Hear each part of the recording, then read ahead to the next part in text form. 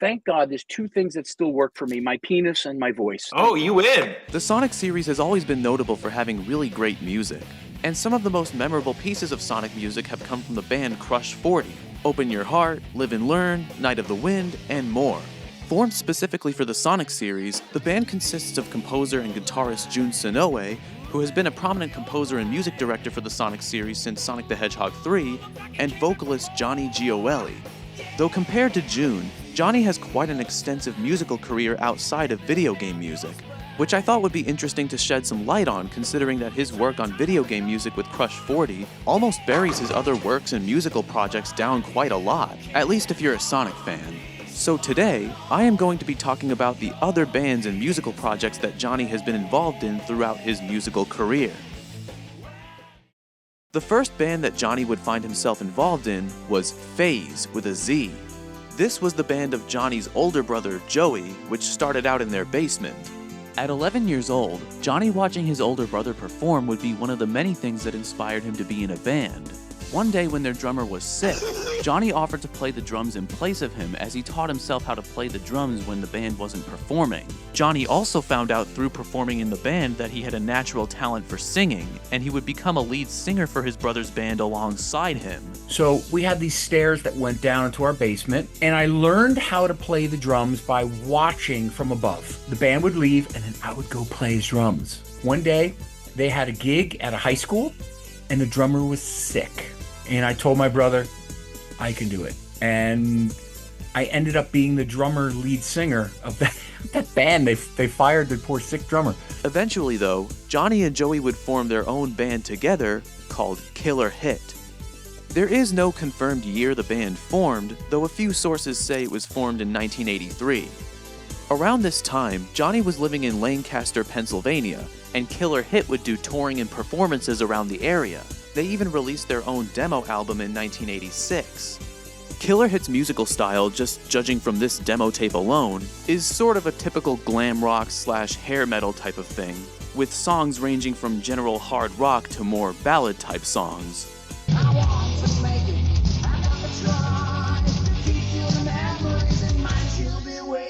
I mean, it's not the most impressive thing you'll ever hear. Lots of the songs are composed of a basic guitar harmony and drum beat, and if I'm being honest, Johnny and Joey's vocals aren't exactly the best. Though I do like some of the songs, like Taken by the War, which sounds like the band's attempt at creating this very theatrical prog rock type of song. And it even switches from 4/4 to 12/8 time after the second chorus.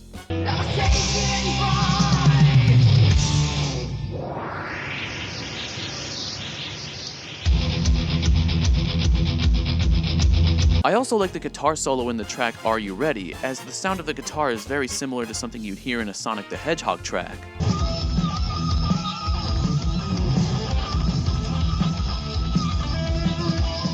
This album would actually get an official vinyl release under Flynn Records in 2023. There also exists a video recording of a live Killer Hit performance in York, Pennsylvania, dated 1986.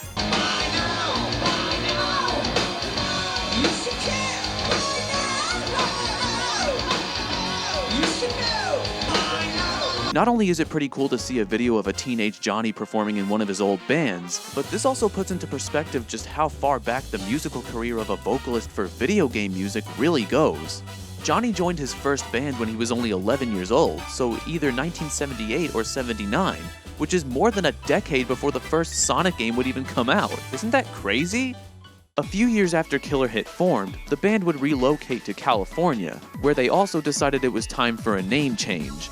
Johnny has stated that the name Killer Hit implied that the band was into doing drugs. Yeah, we changed our name because we realized Killer Hit had some resemblance of drugs and shit like that, and we were so not that at all. We weren't taking any killer hits at all. Since the band members all had long, brown, shaggy hair, the name of the band was changed to Brunette.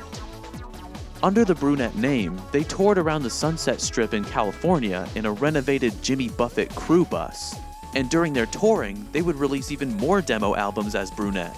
These demo albums went unreleased until FNA Records would release them in 2014. The musical style of these albums is a more generic metal affair, with the exception of a few tracks like Yesterday's Gone, which is a more acoustic ballad with soft string pads. With you next to me all night. But overall, these feel more like actual albums than demo tapes. The production quality is much higher, there's better vocals, there's a higher variety in guitar riffs and passages, and I also like certain aspects of individual tracks. I like how the guitar at the beginning of Smash, Crash, and Burn sounds like a siren.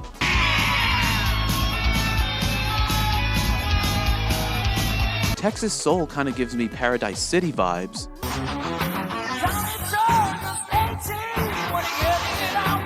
The Rough Demos album even includes an early version of Hardline's cover of Hot Sherry, a Danny Spanos song.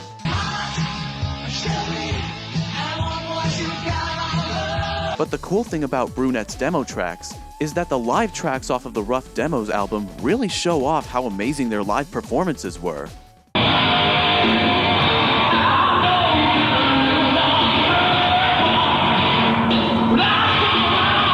So at this point, the band was definitely getting better at producing music, and they were a very popular performing band during the Hollywood scene in the mid to late 80s. They hired planes to fly banners that promoted their band during Van Halen's 1988 Monsters of Rock concert at the LA Coliseum, which helped expose a lot of people to the band. They also allegedly surpassed Van Halen's single weekend attendance record at Gazzari's, which was a famous nightclub on the California Sunset Strip that many up-and-coming rock bands would play at before their rise to fame.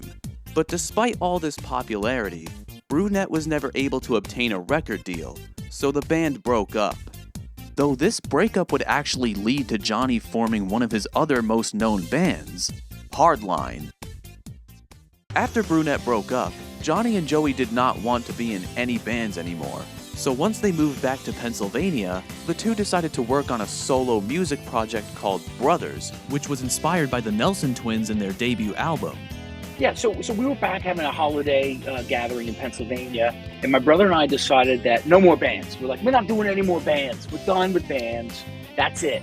We're gonna do like this hard rock Nelson kind of project. Where two brothers.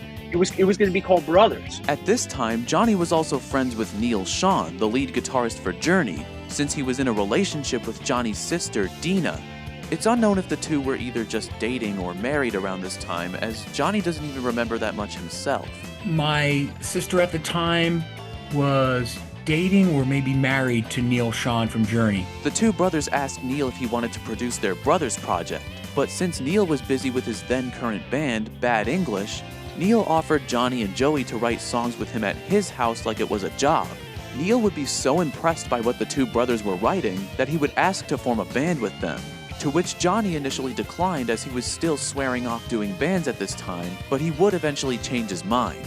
Johnny and Joey then recruited Neil, drummer Dean Castronovo, and bassist Todd Jensen to form Hardline in 1991.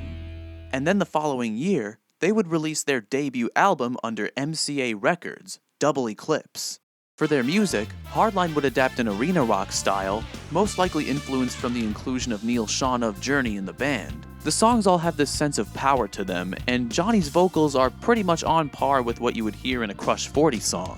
If I'm being honest, this album probably has some of the best music Johnny has ever put out. And listening to this album, it's easy for me to see where Jun Senoue got his inspiration for Open Your Heart in Sonic Adventure.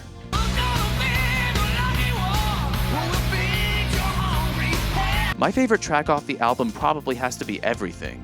That's the actual name of the track, and I'm not just referring to the entire album. It's got a really good harmony and melody line, and I just really love the very powerful and positive feel of the song.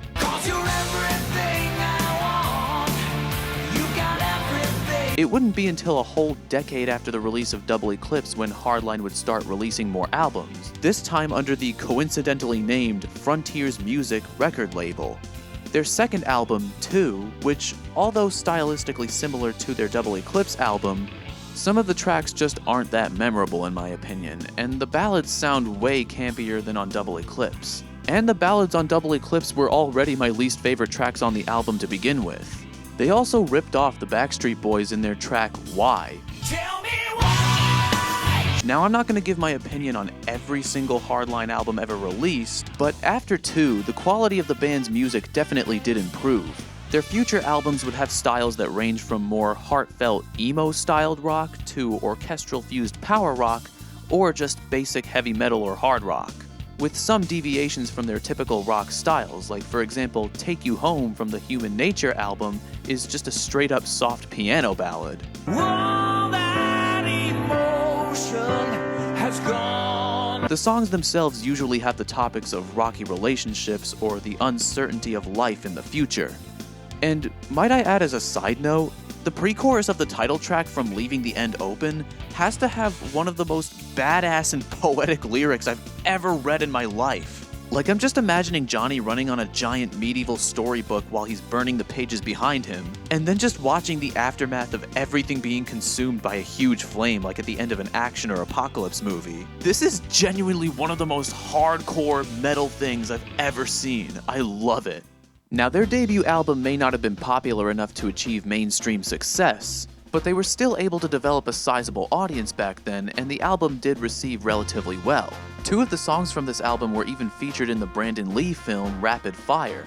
The song Can't Find My Way was used during a sex scene that I can't even show, and the song I'll Be There was used in the ending and credits. Although the crazy thing is, the movie was shown to the band after these songs were already placed in the movie, before they could get permission from them. Brandon Lee was a fan of Hardline. As a matter of fact, when the studio brought us in to watch the movie, the songs were already cut into the movie. They were ready. We're like, wait a minute, we didn't even approve it. We want to watch the film, we want to make sure. However, it still did seem like Johnny was finally achieving his dream of making it in the rock and metal scene. Unfortunately though, MCA would kick Hardline from their label not long after the release of their debut album, and due to this, Hardline would break up, just like what happened with Brunette. And this was also the reason for the 10-year hiatus of album releases from the band. But this was not a sad ending to Johnny's music career. In 1998, Johnny would join 2 other bands, one of them being none other than Crush 40. Jun Sonoe was actually a fan of Hardline, and after loving Johnny's vocal performance for the band, he would contact Johnny and ask him to be a vocalist for upcoming Sega soundtracks, which eventually led to the 2 forming Crush 40. Although the other band that Johnny would join in 1998, which just like Crush 40 he has been a member of since then, is Axel Rudi Pell. Axel Rudi Pell is a German guitarist who, in 1989, began independently releasing albums under his own band's eponymous name, under the independent German record label Steamhammer. Axel's band has cycled through many different members, including multiple vocalists for its first decade. Johnny himself became a lead vocalist for Axel's band in 1998, replacing the previous vocalist Jeff Scott Soto, and Axel Rudi Pell would not have another lead vocalist since then. Johnny has stayed as the lead vocalist of Axel Rudi Pell since 1998, and Axel is still producing albums to this very day, with his newest album released not too long ago. I won't be talking about the way Axel's music sounds, rather I'll just be focusing on Johnny's vocals, since Johnny's involvement in Axel Rudi Pell has really been nothing more than just supplying his vocals. And not to mention the discography of Axel Rudi Pell is absolutely massive, so I can't talk about every single album. But based on the albums I chose to listen to, an Axel Rudi Pell album is usually centered around a very metal theme, like Mystical Far-Off Lands, Sailing the Seven Seas, or ballads. And Johnny will adapt a very specific vocal style for that album depending on what the album's theme is. On one hand, this does show off that Johnny has a decent vocal range and is capable of various vocal styles, but on the other hand, whatever Johnny's main vocal style for a certain album is, tends to be extremely persistent and unchanging throughout the whole album, which can make his vocals sound very monotonous if you were to listen to any of these albums from start to finish. Though on the rare occasion, he will spice up his vocal performance a little bit for individual tracks. For example, there's the grittiness of I Believe in You, No way. Don't turn back and run away. as well as his low-range, suspenseful vocals in Forever Angel and Take the Crown off the Kings and Queens album. In the distance beyond the sundown. After joining Crush 40 and Axel Rudi Pell in 1998, Johnny wouldn't find himself permanently involved in any new bands or musical projects for several years, although this was when Johnny's career entered its peak. he started to consistently release more music, grow a sizable following within the Sonic community as Crush 40, and do touring, interviews, and convention appearances during his involvement in these bands. Not to mention, Hardline would be revived in the early 2000s after striking a record deal with the founder of Frontiers Music, Serafino Perugino. Serafino Perugino. God, that has a ring to it. So it's safe to say that Johnny was achieving his dreams as a musician by this point, so there was probably little reason for him to seek out or accept other band opportunities. But that wouldn't stop Johnny from creating his own band. Many years later, in 2022, he would create Enemy Eyes. Based on the official artist page for the project on the Frontiers Records website, as well as Johnny's own statements, Johnny wanted to create a project that combined classic rock with European metal, as well as adding a sense of storytelling to the songs, having done theater when he was younger. So Johnny released an album with these goals in mind, History's Hand, and it would be under his own band that he would form specifically for the project, Enemy Eyes. There really isn't much to talk about when it comes to Enemy Eyes since they only released one album, but this album definitely does sound like Johnny's attempt at trying to do something more ambitious. Johnny's intended style mix for this album seems to result more in a thrash metal style with operatic, theatrical elements, sometimes being fused with orchestra or synths. The song topics tying into the whole storytelling aspect are all themed around the cruelty and grim reality of the world and the human race.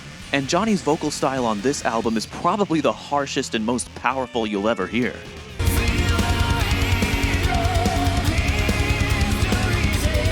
But aside from that, that's pretty much all I have to say about Enemy Eyes. It just seems to be a one-and-done project from Johnny.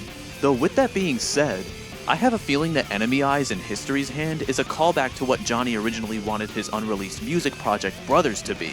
A solo project meant to be an offshoot of Johnny's normal band career, with the purpose of making a musical statement instead of trying to make it big in the music industry. Now those are all the major bands and musical projects that Johnny has ever been involved in. But aside from those, other miscellaneous projects include 2 solo albums in 2018, his single Heaven in Flames released in 2024, complete with a music video filled with a lot of crappy green screen, and a collaboration album between him and ex-Hardline drummer Dean Castronovo also in 2018 called Set the World on Fire. I'm starting to notice a trend in Johnny's music that involves setting massive landscapes on fire.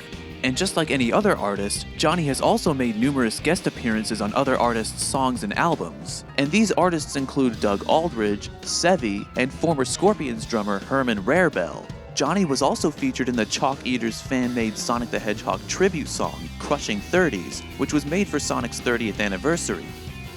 Now originally I thought that Johnny's involvement in bands was going to end here, but while I was making this video, Johnny actually happened to form one more band. And of all people to form a band with, it had to be the death battle music composer Brandon Yates. In February of this year, Brandon released a song on his YouTube channel called Watch Me Burn, which is a tribute song for the Jujutsu Kaisen character Ryomen Sukuna. And this song has vocals performed by none other than Johnny Live and Learn Gioeli himself, with mixing and mastering done by Anthony DiGiacomo. What is with Johnny and having connections to people with the most Italian-sounding names ever? It might seem weird that I'm talking about this, but Johnny's inclusion on this song doesn't seem to be a feature. Johnny and Brandon both announced that they started a new band together, which is called Gio Brando. The band name is supposed to be a combination of both Johnny and Brandon's names, while simultaneously being a pun on Dio Brando, one of the main antagonists of the JoJo's Bizarre Adventure series. I think one-time collaborations with content creators are already pretty cool, but I think it's even cooler how Johnny is creating a whole new project with a content creator who is most likely a fan of Johnny's work. At the moment, they only released one song, so there really isn't much I can say. The song is alright, I guess, and it's pretty strange to hear Johnny's vocals on an anime tribute track on YouTube.